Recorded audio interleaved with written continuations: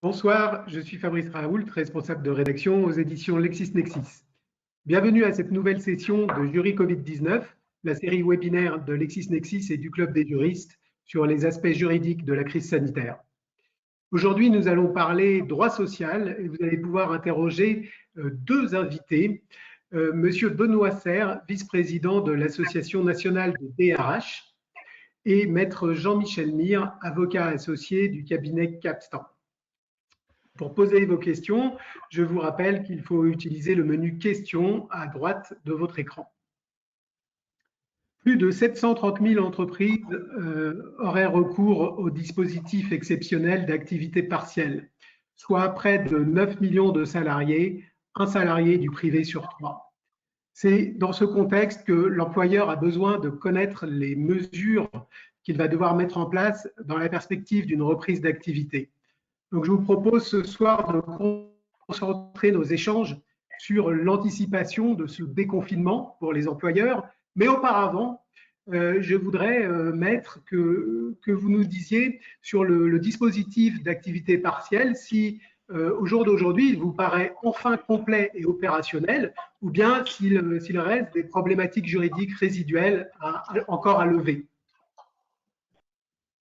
Merci et bonsoir à tous. Donc, on peut quand même considérer qu'il y a un effort particulier qui a été fait sur l'activité partielle, un effort de réactivité et avec un objectif d'être le plus complet possible pour justement répondre à toutes les situations de difficultés économiques créées par cette crise et la mise à l'arrêt d'un certain nombre de secteurs notamment, ou la réduction très forte d'activité pour d'autres, de manière à essayer justement de porter les entreprises le plus possible et qu'elles puissent porter leurs salariés au-delà de cette crise. Donc oui, une réactivité très forte, une panoplie, donc une boîte à outils juridique sur l'activité partielle qui a été immédiatement adaptée depuis la loi du 23 mars, bien sûr, sur l'état d'urgence, par des décrets, des ordonnances successives, un premier décret dès le 25 mars sur l'augmentation notamment de l'indemnisation par l'État des heures chômées entre guillemets. C'était le point essentiel, plus un certain nombre de points d'assouplissement, on va dire ça comme ça, du dispositif d'activité partielle.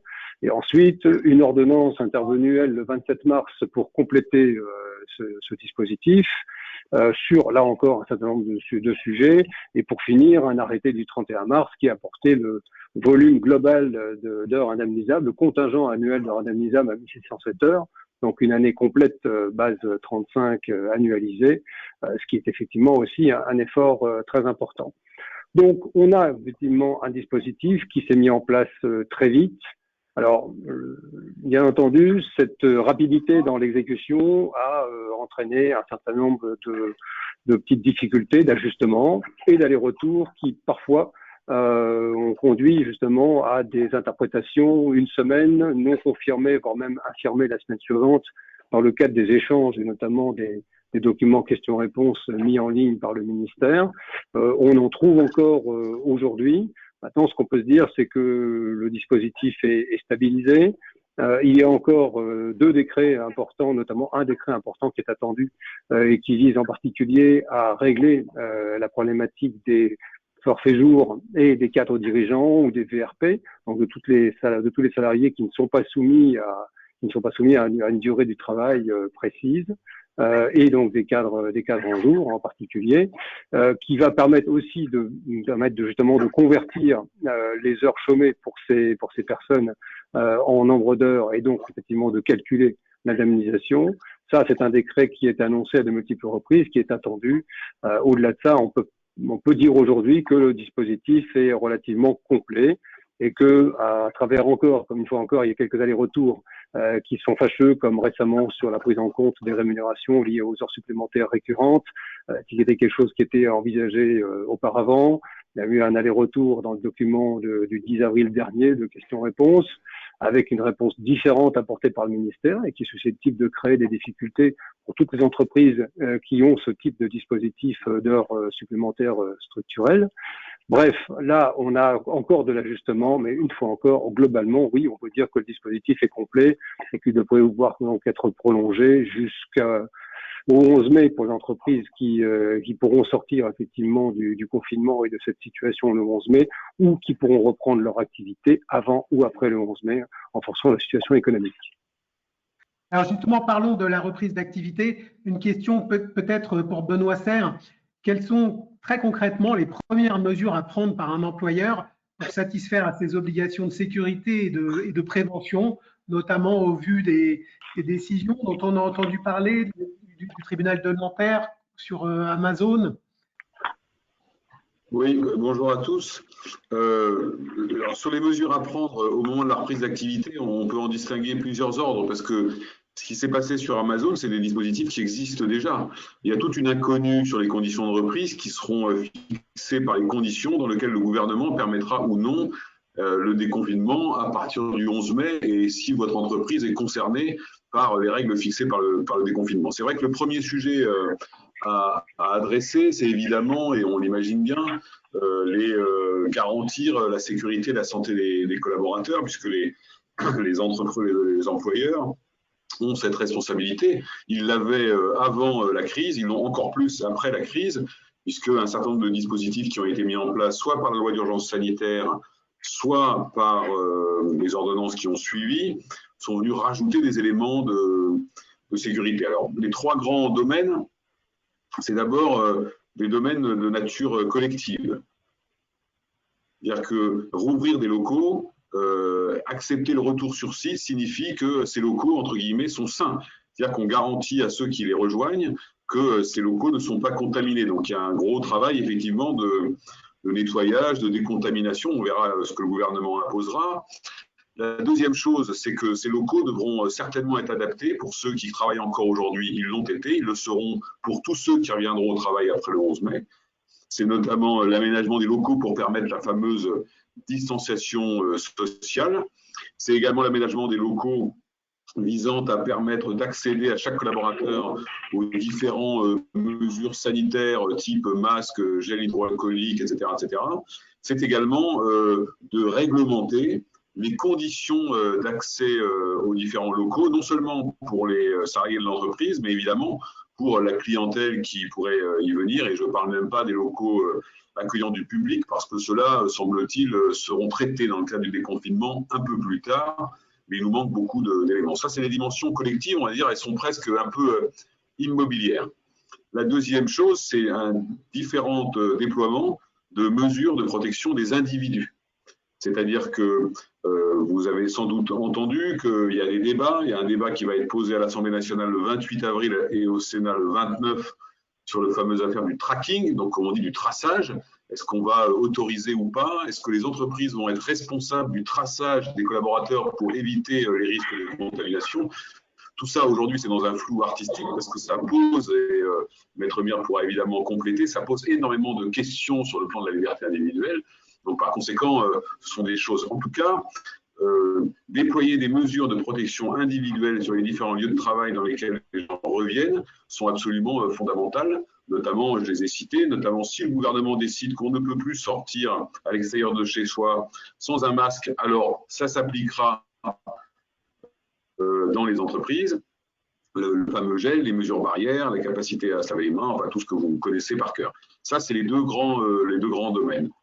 Pour terminer là-dessus, il est évident, et on le voit bien, on voit monter le sujet, et on voit que certaines entreprises ont déjà pris les devants et ont commencé à négocier ce qu'on appelle, dans certains cas, des protocoles de déconfinement, dans d'autres cas, des plans de reprise d'activité. Vous savez, il y a les plans de continuité d'activité, maintenant il y a les plans de reprise d'activité. Certains sont négociés, d'autres ne le sont pas forcément. Et on voit bien que certaines entreprises, je sens PSA ou ST Microelectronics ou Renault, enfin il y a tout un tas d'accords qui sont en train d'être passés pour définir des mesures déjà au regard de l'entreprise, parce qu'on attend les mesures de déconfinement qui pourraient être prises par le gouvernement. Il y a une grande banque française, par exemple, qui a déjà prévu, et ça rejoint le sujet précédent, de ne pas faire revenir la totalité de ses salariés tout de suite, même si elle en a le droit par le déconfinement, on va dire, tout simplement parce qu'elle est dans des tours à la défense et que ça générerait un risque trop important. Donc l'entreprise a aussi une responsabilité de déterminer quels sont ces risques propres au regard de la configuration de ces locaux ou de ces moyens de production. Le dernier point, c'est évidemment les sites de production. c'est aujourd'hui ceux qui sont parmi les plus avancés, puisque certains fonctionnent encore. Et donc, par exemple, vous avez eu Airbus qui a mis en chômage partiel ses collaborateurs pendant 4 jours, le temps d'adapter ses chaînes de production et de permettre de mettre en œuvre la distanciation sociale en particulier. Dernier point, des entreprises commencent à travailler sur ce qu'on appelle des équipes A et des équipes B. Autrement dit, baisser le niveau de production normal, par exemple, du site de production, avec des demi-équipes pour réduire les risques de contamination et 2 équipes qui ne se croisent pas. Voilà un petit peu rapidement décrit les différents aspects centrés sur le collaborateur, de reprise de l'activité, tout ça étant potentiellement soumis à un avis, on ne sait pas encore, des services de santé au travail, internes ou externes. Donc il y a encore beaucoup d'inconnus qui vont apparaître probablement dans les conditions que le gouvernement mettra sur le processus de déconfinement. Est-ce qu'on peut imaginer qu'un CSE puisse bloquer une reprise d'activité en agissant en référé parce qu'il estimerait que les mesures ne sont pas adéquates ou pour demander un diagnostic de ces mesures?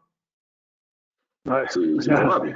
On est sur des sujets, oui, merci. On est sur des sujets qui sont d'actualité d'ores et déjà, c'est-à-dire que, comme l'a expliqué Benoît Serre, il y a quand même tout un pan de l'économie qui a continué à fonctionner pendant, depuis le 23 mars, depuis le 16 mars plus exactement.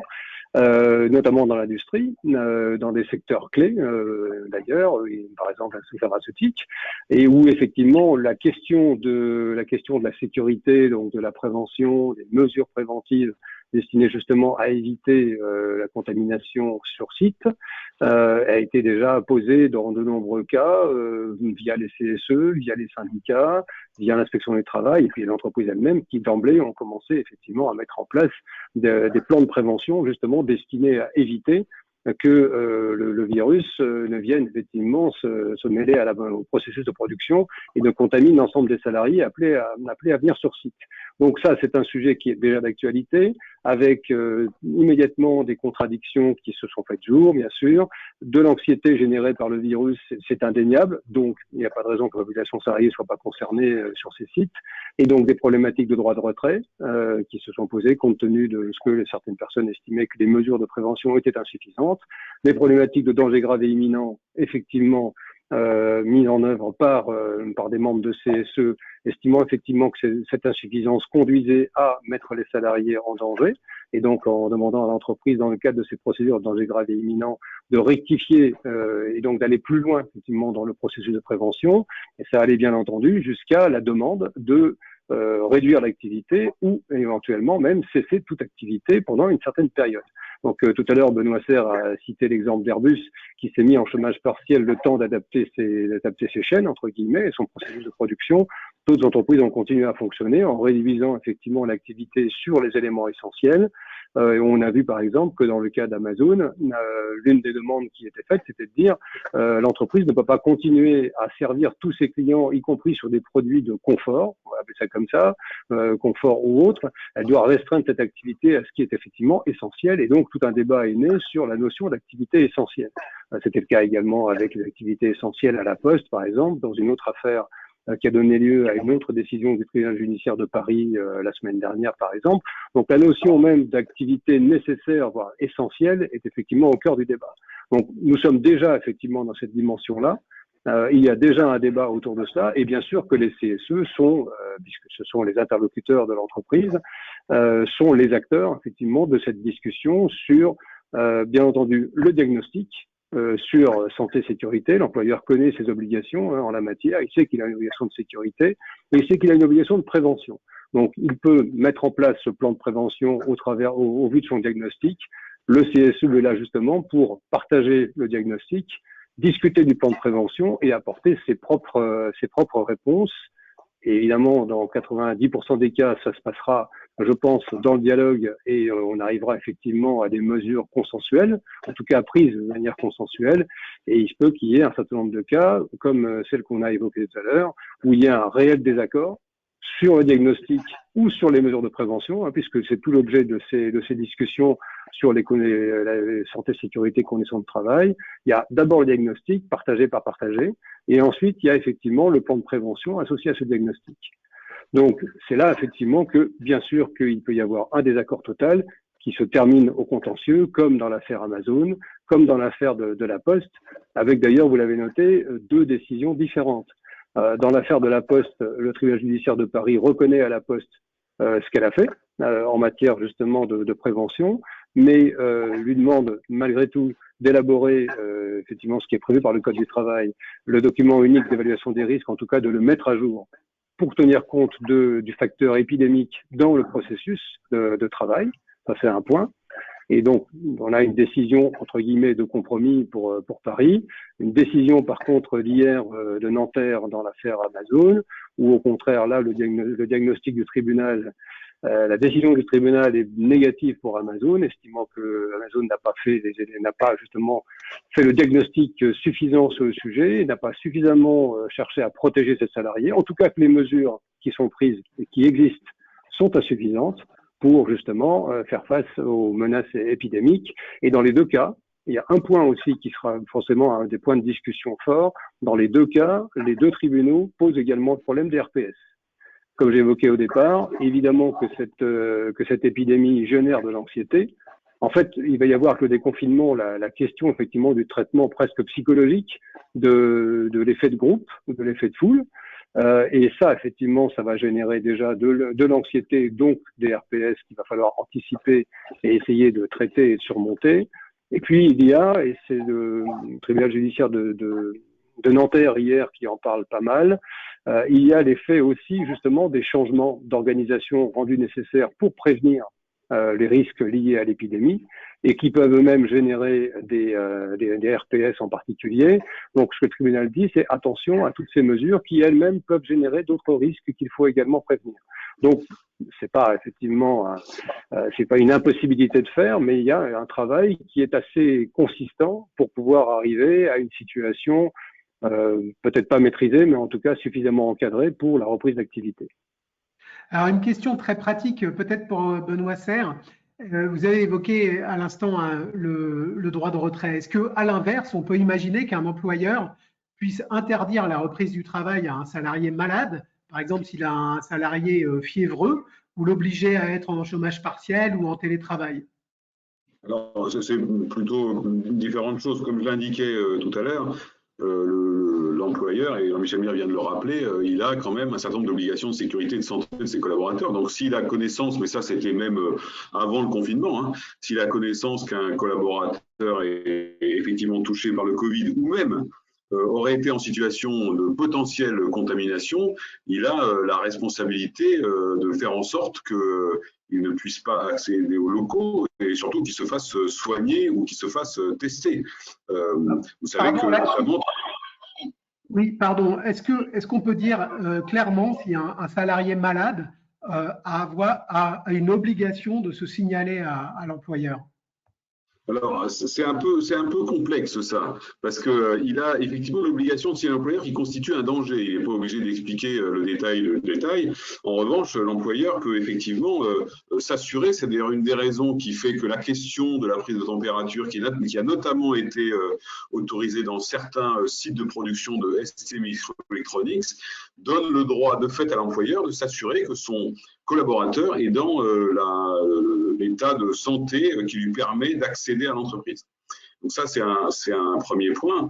Et pour revenir à ce que je disais tout à l'heure, vous savez que même avant le confinement, il avait été prévu que lorsqu'un collaborateur était touché par le Covid, évidemment, il était en arrêt maladie, mais de même que celui qui soupçonnait qu'il pouvait avoir été contaminé, que par conséquent il entrait dans une phase qu'on appelle la quatorzaine, donc les fameux 14 jours, ça me paraît loin, hein, parce que c'était avant le confinement, mais quand même, effectivement, il était sous un régime de l'arrêt maladie. Donc ça veut dire qu'un collaborateur qui est confronté à ces 2 situations n'est pas en situation de venir travailler, son employeur peut effectivement, en prenant les mesures nécessaires, l'écarter ou l'empêcher de rejoindre l'entreprise, parce qu'en n'assumant pas cette responsabilité, l'employeur se retrouve à assumer sa propre responsabilité de mise en danger d'autrui. Donc voilà la situation telle qu'elle est posée, c'est pas évident. Oui. Vous pensez qu'on peut imaginer la même chose à l'égard d'un salarié qui refuserait le tracking si celui-ci Ah, était ça, mis c'est en une très place? bonne question. C'est une très bonne question. Alors, moi, je vais raisonner comme un DRH et puis je laisserai Jean-Michel Mire raisonner comme un juriste. Euh, Effectivement, moi, j'ai du mal à croire, très honnêtement, hein, qu'on va pouvoir imposer le tracking de manière générale. On parle beaucoup, le secrétaire d'État au numérique l'a évoqué ce matin, d'un système de tracking, c'est plutôt sur la base du volontariat, sachant que si moins de 60% des gens d'un site sont volontaires, ça ne sert à rien de faire du tracking, puisque le système de contamination fait que vous devez être à peu près à 60%. Donc effectivement, si l'employeur, alors le tracking déjà, il faut qu'il soit autorisé sous un régime particulier. En admettant qu'il le soit, si l'employeur considère et que dans les conditions de reprise, il a été acté d'une manière ou d'une autre que la certitude d'une personne qui ne serait pas malade est nécessaire pour intégrer les locaux, à partir du moment où un individu refuserait le tracking et donc refuserait de pouvoir permettre à l'employeur de s'assurer qu'il n'est pas touché ou potentiellement touché, il peut avoir une interdiction d'accès aux locaux. Alors, ça ne veut pas dire qu'il ne peut pas travailler, parce qu'il peut rester en télétravail, il peut être dans d'autres situations, mais en tout cas, il ne peut pas être sur site dans ces conditions-là. C'est là où il va falloir lever un certain nombre d'incertitudes, parce que la situation, effectivement, n'est pas extrêmement simple. Tout ça pour dire que ce n'est pas une affaire de contrat de travail, c'est une affaire de présence sur site, le sujet. Ça ne veut pas dire qu'immédiatement, il passe en chômage partiel ou autre chose. Ça, c'est un autre sujet. En revanche, il peut ne pas être autorisé à rejoindre le site de travail dans ces conditions-là. Mais encore une fois, tout ce que je vous dis est assez prudent parce qu'on n'a absolument pas les informations juridiques qui pourraient être prises ou les décisions qui pourraient être prises. Moi, je ne me base que sur, d'un côté, RGPD, de l'autre, les mesures habituelles de la CNIL et tout un tas d'éléments parce que ce serait assez nouveau comme dispositif. Mais peut-être que Jean-Michel Mire a plus d'informations que moi sur les préparations juridiques à faire. Non, sur le sujet, on va attendre un peu de voir ce qui ressort des réflexions gouvernementales qui vont quand même consulter les partenaires sociaux sur le sujet. Donc, il devrait y avoir assez rapidement des normes qui peuvent se mettre en place. Maintenant, ce qu'on peut quand même se dire par rapport à cette question du risque de chaque individu sur la contamination, c'est que il a jamais été rendu impossible de mettre en place un dispositif de signalement, bien entendu, de toute personne ayant des symptômes, ça c'est un premier point, et de signalement des personnes ayant pu être en contact avec lui, notamment dans l'entreprise. Ça a fait partie quand même assez rapidement justement des plans, des diagnostics et des plans de prévention partagés entre employeurs et représentants du personnel sur cette question-là. Donc ensuite, la question c'est effectivement à quel moment on passe à des mesures plus drastiques, c'est-à-dire notamment de la part de gens qui refusent de jouer le jeu, puisqu'en général, la plupart des personnes jouent le jeu. Donc, symptômes déclarés égale effectivement mise en retrait de l'entreprise, soit en télétravail si c'est possible, hein, bien sûr, soit dans le cadre d'un arrêt de travail si ça n'est pas possible, puisque quand même là aussi on a eu pas mal d'assouplissements sur le sujet. Donc, la problématique des symptômes, les personnes qui étaient en contact également, qui pouvaient également être mises en retrait de manière à éviter justement tout risque sur le sujet. Ça, ce sont des choses qui ont été partagées, qui ont facilement et qui ont donné lieu assez rapidement à des compromis. Je n'ai jamais pour l'instant entendu parler de quelqu'un qui aurait refusé effectivement une mise en retrait alors qu'elle aurait manifesté des symptômes. Bon, donc le point, effectivement, a priori, n'est pas un point de friction. Le point de friction, ça a été au départ, par contre, la prise de température et donc, effectivement, le relevé éventuellement des symptômes à l'entrée de l'entreprise. Là, il a bien fallu expliquer quand même que l'entreprise n'était pas là pour faire la police sanitaire et que, a priori, sauf là aussi accord avec l'ensemble de la collectivité du personnel, il n'y appartenait pas justement de prendre des mesures d'interdiction basées sur des relevés de température ou des diagnostics médicaux qu'elle n'avait pas la capacité de faire. Donc, sauf à passer effectivement par la médecine du travail, bien entendu, enfin le service de santé au travail et d'autres intervenants agréés pour le faire. Donc ça s'est quand même mis en place dans un certain nombre d'entreprises et plutôt bien d'ailleurs, et on n'a eu a priori aucune contestation sur le sujet. Donc ça peut continuer à s'appliquer et ça peut être pratiqué aussi de manière plus large au moment du déconfinement. En pratique, un employeur pourrait demander une attestation aux salariés pour attester qu'il Une attestation de quoi? De non-symptômes? Parce que la problématique de l'attestation jusqu'où va-t-elle? Quelqu'un qui n'a pas de symptômes, c'est vrai que ça se voit, mais enfin, effectivement, quelqu'un peut dire j'ai pas de symptômes. En revanche, une attestation alors du coup, à ce moment-là, de dépistage. Faudrait-il à ce moment-là qu'on puisse pratiquer les tests de manière systématique, ce qui n'est pas le cas. Donc c'est là que je rejoins tout à fait Benoît Serre. Il va falloir attendre effectivement de ce qui sort des réflexions gouvernementales pour savoir quel est le corps de normes qui permettra demain effectivement de gérer une reprise d'activité avec ce type de dispositif. Vous pensez qu'on doit s'attendre à un contentieux indemnitaire important? Pardon, j'ai pas entendu la question. Vous pensez qu'on doit s'attendre au développement d'un gros contentieux indemnitaire, d'actions peut-être de syndicats ou d'actions individuelles? C'est difficile à dire. Il y a plus d'un mois que le confinement est en application, enfin il y a près d'un mois, pardon, avec effectivement des situations parfois difficiles. Au final, on doit recenser, en tout cas moi, à ma connaissance, 3 décisions importantes des tribunaux judiciaires, les 2 dont nous avons parlé, plus une décision rendue également à Lille sur une association d'aide à domicile. Il doit y en avoir d'autres, bien évidemment. Mais enfin, on n'a pas vu naître quand même un contentieux extrêmement important. Ce qu'on a vu naître, c'est pas mal de contradictions et voire même d'affrontements en interne avec des dangers graves et imminents sur notamment des sites industriels, mais qui se sont résolus dans la plupart des cas par des solutions de compromis, à l'exception effectivement, que je disais, de cette affaire qui s'est passée à Lille, où l'inspecteur du travail est allé jusqu'à l'assignation en référé, estimant que les mesures n'avaient pas été prises, si les mesures suffisantes n'avaient pas été prises. Il y a un risque pénal pour l'employeur? Le risque pénal, tout le monde est en train de tourner autour aujourd'hui pour se dire, mais finalement, est-ce qu'il y a un risque lié à la mise en danger de la vie d'autrui, par exemple, ou à d'autres infractions qui sont propres au code du travail, les infractions sur la santé, sécurité, les conditions de travail. Je pense que si l'employeur fait le travail que nous avons évoqué, justement de diagnostic et de plan de prévention, en principe, ce risque pénal devrait pouvoir être mis de côté. Et quant au risque sur la mise en danger de la vie d'autrui, pour l'instant, la plupart des spécialistes sur la question estiment qu'il sera très difficile de l'appliquer véritablement et de le concrétiser dans le cadre de l'épidémie. Alors, Monsieur Serre, une question d'internaute.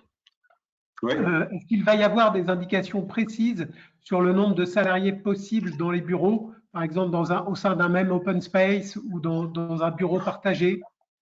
Je peux pas, parce qu'on sait qu'on a quelques normes. Il n'y a pas de raison qu'elles soient pas reconduites. La première, vous vous souvenez que juste avant le confinement, le gouvernement avait interdit les rassemblements de plus de 100 personnes. Ça vous donne une première norme. La deuxième chose, c'est qu'il faut à minima 1 mètre, même si l'Académie de médecine vient de dire 1,50 m, de distance entre 2 personnes. Donc je ne pense pas que c'est le nombre de personnes qui va jouer sur un open space, mais c'est la capacité à mettre des personnes dans un open space qui ont ce niveau de distanciation sociale là. C'est comme ça que les choses vont se poser. C'est une sorte de calcul au mètre carré, si vous voulez, avec une capacité à distancier les gens. Mais il ne faut pas perdre de vue que ce sera largement insuffisant pour garantir les mesures de distanciation sociale. Encore une fois, tout ce que je dis, c'est sous réserve des mesures du gouvernement. C'est qu'il faut aussi gérer les sujets de circulation à l'intérieur des bâtiments. Autrement dit, faire en sorte que les gens ne passent pas leur temps à se croiser, parce que si on les sépare d'1 mètre alors qu'ils ont toutes les capacités de se retrouver à la cafétéria ou ailleurs, ça ne sert absolument à rien. Donc vous avez quand même aussi cette partie-là sur les open space, mais surtout sur les conditions auxquelles on y accède et ce qu'on appelle les locaux communs. Se pose notamment beaucoup la question des restaurants d'entreprise qui avaient été plus ou moins aménagés avant le confinement. Quelles seront les règles qui seront fixées après, puisque le gouvernement a déjà annoncé que les dimensions de restauration ou autres ne pourront pas être ouvertes avant probablement la mi-juillet. Donc est-ce que ça va s'appliquer aux grands restaurants d'entreprise? Ça sera un sujet intéressant à voir. Mais juste sur un point, en revanche, sur les histoires de contentieux, l'un des sujets qui inquiète les DRH, c'est la volonté du gouvernement de faire reconnaître le Covid comme une maladie professionnelle pour les soignants, ça c'est légitime, pour les policiers, sans doute légitime, mais on voit bien qu'un certain nombre d'organisations syndicales commencent à pousser en indiquant que, après tout, tous ceux qui travaillent aujourd'hui sont dans les mêmes conditions de risque de Covid, notamment dans les grandes surfaces, et que donc c'est vrai pour les entreprises, de production industrielle qui marche encore, par exemple, et donc que ce sera vrai aussi pour n'importe quelle personne qui rentrera dans une entreprise et qui pourra être contaminée, alors même que l'employeur aura mis en place un certain nombre de dispositifs pour l'éviter. C'est vrai que ça, c'est un sujet qui inquiète pas mal, dans la mesure où, évidemment, ça pourrait être détourné et ça pourrait générer un certain nombre de difficultés parce que la maladie professionnelle, certes, elle crée des conditions d'indemnisation plus élevées et c'est positif pour ceux qui en souffriraient, mais elle peut créer aussi d'autres sujets de responsabilité ou de fautes inexcusables dans un certain nombre de domaines. Donc c'est vrai que là, il y a un petit sujet d'inquiétude, beaucoup plus que, effectivement, comme disait Jean-Michel Mir, sur les questions de contentieux qui ont été évoquées tout à l'heure. Alors, juste pour reprendre sur le point de l'occupation des locaux, je pense qu'il faut relire justement la décision Amazon. Alors on verra ce que dira la Cour d'appel, parce que rappelons-nous quand même que l'entreprise a fait appel, mais où l'un des points saillants a été le tourniquet, entre guillemets, donc le portique d'entrée de l'entreprise, où le tribunal a suivi la demande de la Fédération Sud en estimant effectivement que il y avait trop de monde au même moment sur ce tourniquet, sur ce portique d'entrée, que l'entreprise n'avait pas trouvé de moyens pour justement éviter de passer par ce dispositif unique, avec par de conséquences, trop de concentration rendait absolument impossible l'application des mesures dites de prévention. Sinon, pour le reste, les open space et autres, je pense qu'il faut aussi se replonger dans des décisions qui datent d'il y a quelques années, qui existent, sur le respect des normes, justement, des normes AFNOR et autres, sur l'occupation des locaux, parce que cette question de la suroccupation des locaux se pose déjà et s'est déjà posée avec les CHSCT précédemment, donc demain avec les CSE éventuellement. Et bien entendu, ça va être largement aggravé par la situation où peut-être que les normes vont effectivement évoluer davantage pour nous imposer de partager des bureaux uniquement à 4 ou 5 au lieu de 8 ou 9. Enfin bref, mais ça, comme l'a dit Benoît, on va attendre l'évolution des normes. Très bien. Mais, écoutez, je vous remercie très sincèrement tous les deux parce que vraiment c'est très intéressant. Je crois qu'on pourrait continuer très longtemps, mais nous arrivons au terme du webinaire. Merci pour votre éclairage. Merci aux participants. Vous avez été très nombreux à réagir, à poser des questions. On ne peut pas toutes les relayer, mais sachez qu'elles ne sont pas perdues. Nous allons nous efforcer d'y répondre dans nos publications. Donc, à cet égard, pour poursuivre la réflexion, je vous renvoie à une étude de Maître Pierre Lopez sur le dispositif exceptionnel d'activité partielle, paru à la Semaine juridique édition générale JCPS numéro 14, à une autre étude du professeur Carbour sur le rôle du CSE dans la crise sanitaire, à lire également dans la JCPS dans le numéro paru hier. À consulter aussi la revue Déo Actualité, les numéros 14-2020 et 15-16-2020, accompagner un client dans la mise en place de la procédure exceptionnelle d'activité partielle et Covid-19, mise en œuvre des règles dérogatoires exceptionnelles et temporaires en matière sociale. Je vous rappelle que ces articles sont en libre accès gratuitement sur notre portail juridique Lexis 360 tout au long de la crise sanitaire, également en accès gratuit Lexis Actu et le blog de notre partenaire, le Club des juristes, consacré au Covid-19. Jury Covid-19 est un partenariat LexisNexis, Club des juristes. J'espère vous y retrouver très prochainement avec de nouveaux invités et je vous souhaite d'ici là une excellente soirée. Encore merci à tous les deux. Merci, au revoir. Au revoir.